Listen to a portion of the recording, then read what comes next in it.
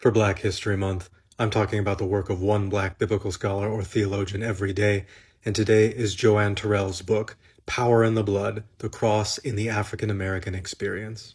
One of the most fundamental tenets of Black theology is to do theology in a way that's coherent with the collective Black experience. That is to say, to avoid doing theology in a way that could be used to justify some of the most terrible things that Black people and their communities have had to deal with over the course of their history. And it turns out that there are several ways of articulating traditional models of atonement that could very well be used to justify some of the most terrible things that Black communities have had to face.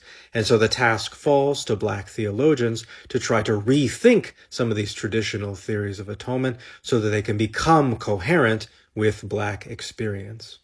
Terrell's book is an example of doing just that.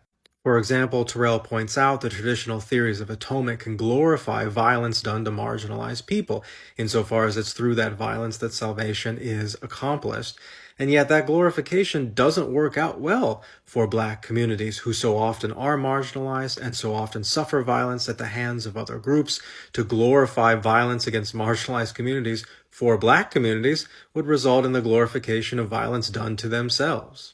Terrell also points out that traditional theories of atonement can glorify substitutional sacrifice and surrogacy.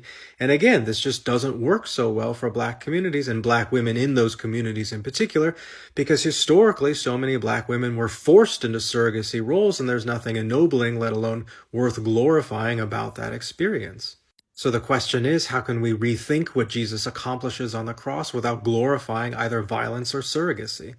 Part of Terrell's answer is to say that Jesus' choice to suffer in his resistance of evil and injustice becomes a sanctified witness that inspires and through that inspiration transforms, saves, and empowers others after him to be able to bear their own suffering as they resist evil and injustice.